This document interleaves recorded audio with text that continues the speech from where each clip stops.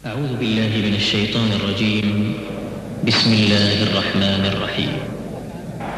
إن أول بيت وضع للناس للذي ببكة مباركا وهدى للعالمين فيه آيات بينات مقام إبراهيم ومن دخله كان آمنا.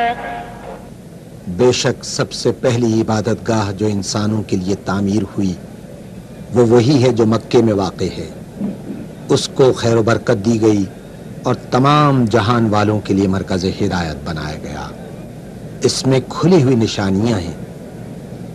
ابراہیم کا مقام عبادت ہے اور اس کا حال یہ ہے کہ جو اس میں داخل ہوا مامون ہو گیا.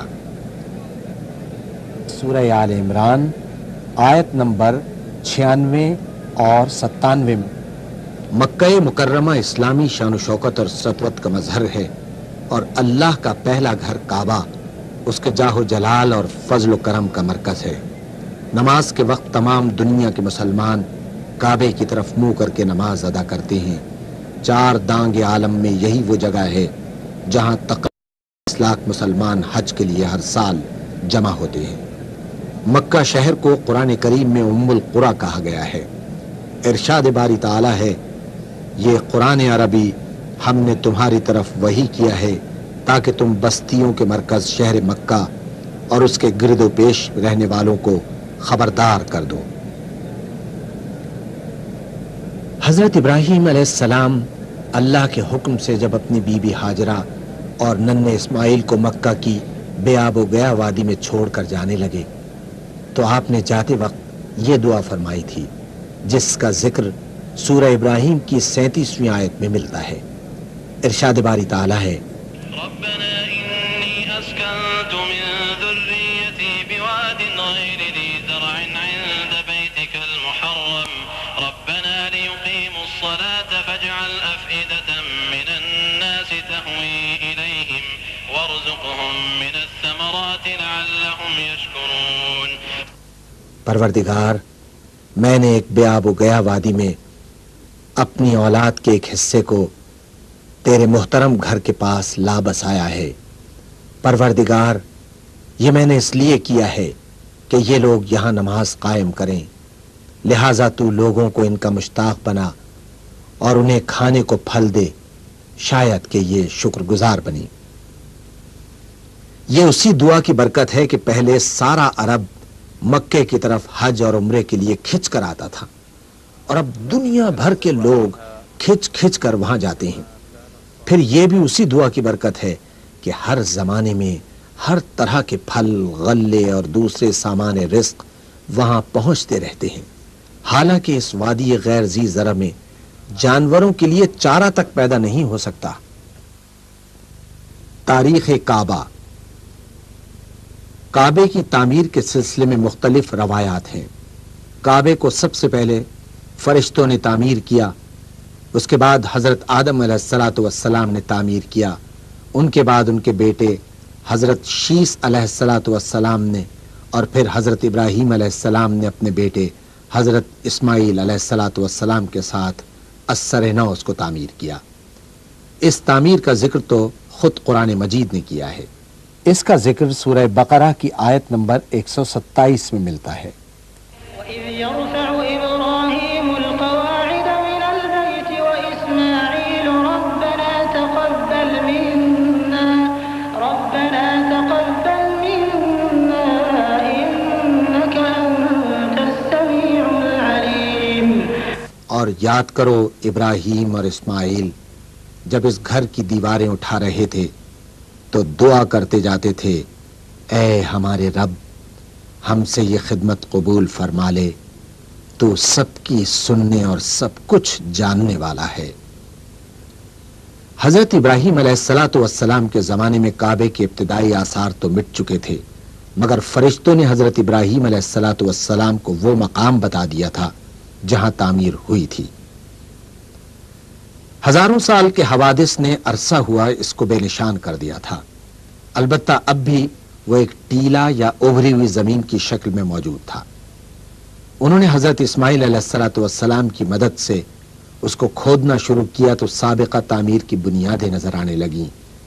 انہی بنیادوں پر اثر نو بیت اللہ کی تعمیر کی گئی، مگر قرآن حکیم نے کعبۃ اللہ کی تعمیر کا معاملہ حضرت ابراہیم علیہ السلام سے شروع کیا ہے اور اس سے پہلے کی حالت کا کوئی تذکرہ نہیں کیا ہے.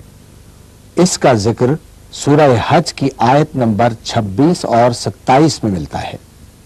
وَإِذْ بَوَّأْنَا لِإِبْرَاهِيمَ مَكَانَ الْبَيْتِ أَلَّا تُشْرِكْ بِي شَيْئًا وَطَهِّرْ بَيْتِيَ لِلطَّائِفِينَ وَالْقَائِمِينَ وَالرُّكَّعِ السُّجُودِ وَأَذِّن فِي النَّاسِ بِالْحَجِّ يَأْتُوكَ رِجَالًا وَعَلَىٰ كُلِّ ضَامِرٍ يَأْتِينَ مِن كُلِّ فَجٍّ عَمِيقٍ. یاد کرو وہ وقت جب کہ ہم نے ابراہیم کے لیے اس گھر خانہ کعبہ کی جگہ تجویز کی تھی، اس ہدایت کے ساتھ کہ میرے ساتھ کسی چیز کو شریک نہ کرو اور میرے گھر کو طواف کرنے والوں اور قیام و رکوع و سجود کرنے والوں کے لیے پاک رکھو، اور لوگوں کو حج کے لیے اذن عام دے دو کہ وہ تمہارے پاس ہر دور دراز مقام سے پیدل اور دبلے پتلے اونٹوں پر سوار آئیں. حضرت ابراہیم علیہ السلام جد الانبیاء تھے. حضور اکرم صلی اللہ علیہ وآلہ وسلم کو بھی آپ ہی کی ملت کی پیروی کا حکم دیا گیا تھا. حضرت ابراہیم علیہ السلام دین اسلام ہی کے داعی تھے. سن 570 عیسوی یا 571 عیسوی میں جب یمن کا حاکم ابرہا کعبے کو ڈھانے کے لیے مکہ پر حملہ آور ہوا تو اللہ تعالیٰ نے اپنے گھر کی حفاظت خود فرمائی اور اس کی فوج کو نیست و نابود کر دیا. اس کا ذکر قرآن کریم کی سورہ فیل میں ملتا ہے. ألم تر كيف فعل ربك بأصحاب الفيل ألم يجعل كيدهم في تضليل وأرسل عليهم طيرا أبابيل ترميهم بحجارة من سجيل فجعلهم كعصف مأكول. تم نے دیکھا نہیں کہ تمہارے رب نے ہاتھی والوں کے ساتھ کیا کیا؟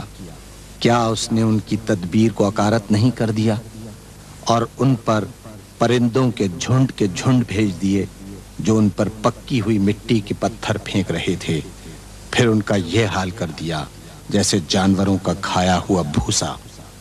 جس سال یہ واقعہ پیش آیا اہل عرب اسے عام الفیل کہتے ہیں. اسی سال حضور اکرم صلی اللہ علیہ وآلہ وسلم کی ولادت مبارکہ ہوئی. آپ صلی اللہ علیہ وآلہ وسلم جس زمانے میں پیدا ہوئے مکہ بت پرستی کا مرکز تھا. خود کعبے میں 360 بت رکھے ہوئے تھے. دیگر رسوم جاہلیت بھی عام تھیں. لوگ اریاں ہو کر کعبے کا طواف کرتے تھے. سن 2 ہجری میں تحویل قبلے کے ذریعے بیت المقدس کے بجائے کعبے کو قبلہ بنانے کا حکم آیا. اس وقت سے لے کر آج تک بلکہ قیامت تک مسلمان اسی رخ منہ کر کے نماز پڑھتے رہیں گے انشاءاللہ. تحویل قبلہ کا ذکر سورہ بقرہ کی 144ویں آیت میں ملتا ہے.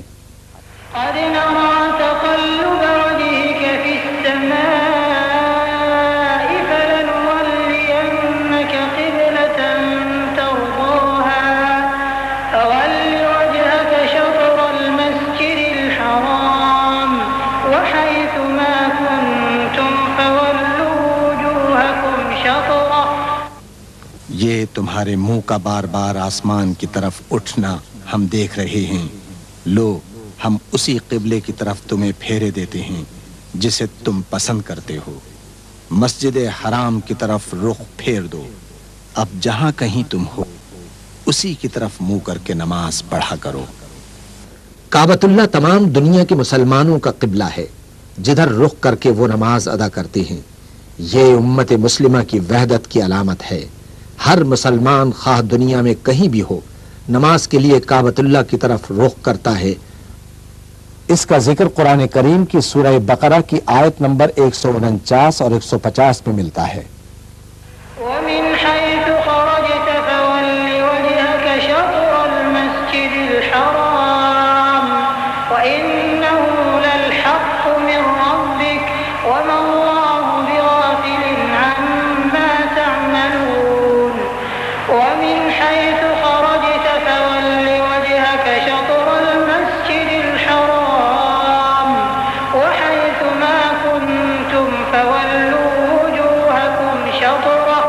لئلا يكون للناس عليكم حجة إلا الذين ظلموا منهم. تمہارا گزر جس مقام سے بھی ہو وہیں سے اپنا رخ نماز کے وقت مسجد الحرام کی طرف پھیر دو، کیونکہ یہ تمہارے رب کا بالکل برحق فیصلہ ہے، اور اللہ تم لوگوں کے اعمال سے بے خبر نہیں ہے۔ اور جہاں سے بھی تمہارا گزر ہو اپنا رخ مسجد الحرام ہی کی طرف پھیرا کرو، اور جہاں بھی تم ہو اسی کی طرف منہ کر کے نماز پڑھو، تاکہ لوگوں کو تمہارے خلاف کوئی حجت نہ ملے۔ مسجد حرام کے معنی ہے حرمت اور عزت والی مسجد۔ اس سے مراد وہ عبادت گاہ ہے جس کے وسط میں خانہ کعبہ واقع ہے۔ صفا و مروہ۔ صفا و مروہ دراصل دو پہاڑیاں تھیں جن کی چوٹیاں مسجد الحرام کے شمالی حصے میں واقع تھیں۔ اس کے قریب ہی وہ جگہ تھی جہاں حضرت ابراہیم علیہ السلام اللہ تعالیٰ کے حکم کی تعمیل میں اپنی نیک بی بی حضرت ہاجرہ اور اپنے فرزند حضرت اسماعیل علیہ السلام کو چھوڑ گئے تھے۔ پانی کی تلاش میں حضرت ہاجرہ نے صفا و مروہ کے درمیان 7 چکر لگائے تھے۔ ان پہاڑیوں کا درمیانی حصہ نشیب میں تھا، لہذا بی بی ہاجرہ ننھے اسماعیل کی نظر سے اوجھل ہو جانے کے سبب اس جگہ سے دوڑ کر گزرتی تھیں۔ بی بی ہاجرہ کی اس سعی کو اللہ تعالیٰ نے بے حد پسند اور مقبول فرما کر ننھے اسماعیل کی ایڑیوں کی رگڑ کی جگہ نہ رک سکنے والا پانی جاری فرما دیا، جس کو بی بی ہاجرہ نے مٹی اور پتھر سے گھیر کر زمزم یعنی ٹھہر جا کہا، جو زمین پر بہنے سے تو رک گیا مگر ایسے خشک ریگستان میں لامحدود مقدار میں جاری و ساری ہے، اور ہزاروں سال سے زمزم کا پانی اللہ تعالیٰ کے انعام و اکرام کا مظہر ہے۔ چنانچہ ہر حاجی اور عمرہ کرنے والے کو بی بی ہاجرہ کی پریشانی اور پانی کی سعی کی اتباع میں صفا اور مروہ کے درمیان 7 چکر لازمی لگانے کا حکم ہے، اور یہ حج اور عمرے کے مناسک میں شامل ہے۔ قرآن کریم میں سورہ بقرہ کی 158ویں آیت میں ارشاد ہوتا ہے، إن الصفا والمروة من شعائر الله فمن حج البيت أو اعتمر فلا جناح عليه أن يطوف بهما ومن تطوع خيرا فإن الله شاكر عليم۔ یقیناً صفا اور مروہ اللہ تعالیٰ کی نشانیوں میں سے ہیں، لہٰذا جو شخص بیت اللہ کا حج یا عمرہ کرے اس کے لیے کوئی گناہ کی بات نہیں کہ وہ ان دونوں پہاڑیوں کے درمیان سعی کر لے، اور جو برضا و رغبت کوئی بھلائی کا کام کرے گا اللہ کو اس کا علم ہے اور وہ اس کی قدر کرنے والا ہے۔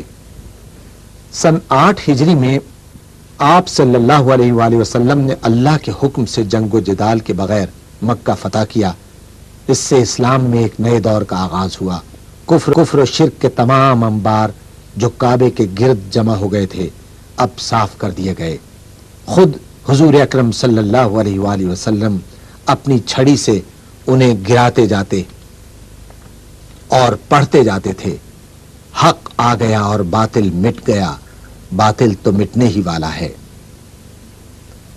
سن 9 ہجری کے حج کے موقع پر مکہ مکرمہ پر رسول اللہ صلی اللہ علیہ وآلہ وسلم کا عملی تسلط پہلی دفعہ ہوا، جبکہ اس موقع پر آپ صلی اللہ علیہ وآلہ وسلم خود شریک نہیں تھے، بلکہ حضرت ابوبکر صدیق رضی اللہ تعالی عنہ نے امیر الحج کے فرائض انجام دیے اور نئے انتظامات کا اعلان کیا۔ حضرت علی کرم اللہ وجہہ نے سورہ توبہ کی آیات پڑھ کر اعلان کیا، اس سال کے بعد مشرکین کو بیت اللہ میں داخل ہونے کی اجازت نہیں، کیونکہ وہ ناپاک یعنی نجس ہے۔ سن 10 ہجری میں حضرت صلی اللہ علیہ وآلہ وسلم نے خود حج کی قیادت فرمائی، یہی حجۃ الوداع تھا۔ اس موقع پر ایک بھی مشرک موجود نہ تھا۔ کعبہ بلا شرکت غیر مسلمانوں کا مقدس حرم بن گیا۔ حج کے اکثر مناسک میں بنیادی حیثیت کعبے ہی کو حاصل ہے۔ سورہ بقرہ میں ارشاد ہوتا ہے، وَإِذْ جَعَلْنَا الْبَيْتَ مَثَابَةً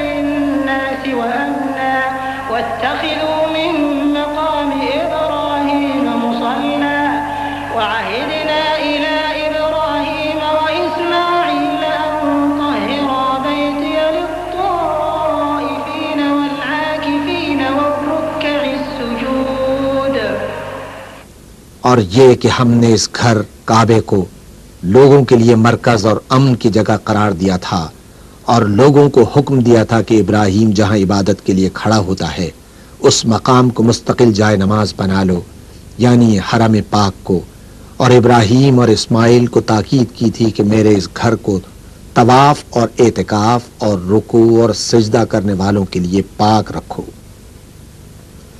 کعبۃ اللہ کا حج اسلام کے بنیادی ارکان میں سے ایک رکن ہے، اور زندگی میں ایک مرتبہ ہر آزاد، ذی ہوش، بالغ اور صاحب استطاعت مسلمان پر فرض ہے جو مکہ معظمہ تک سفر کرنے کی جسمانی اہلیت بھی رکھتا ہو۔ اس کا ذکر سورہ آل عمران میں آیت نمبر 97 میں ملتا ہے۔ وَلِلَّهِ عَلَى النَّاسِ حِجُّ الْبَيْتِ مَنِ اسْتَطَاعَ إِلَيْهِ سَبِيلًا وَمَنْ كَفَرَ فَإِنَّ اللَّهَ غَنِيٌّ عَنِ الْعَالَمِينَ۔ لوگوں پر اللہ کا یہ حق ہے کہ جو اس گھر تک پہنچنے کی استطاعت رکھتا ہو وہ اس کا حج کرے، اور جو کوئی اس حکم کی پیروی سے انکار کرے تو اسے معلوم ہو جانا چاہیے کہ اللہ تمام دنیا والوں سے بے نیاز ہے۔ حج ہر مسلمان کی تمنا اور زندگی کا بلند ترین نصب العین ہے۔ رسول اکرم صلی اللہ علیہ وآلہ وسلم نے باوجود استطاعت کے حج نہ کرنے والوں کے حق میں ارشاد فرمایا، جو شخص زاد راہ اور سواری رکھتا ہو جس سے بیت اللہ تک پہنچ سکے اور پھر بھی حج نہ کرے تو اس کا اس حالت میں مرنا یہودی یا عیسائی ہو کر مرنا برابر ہے۔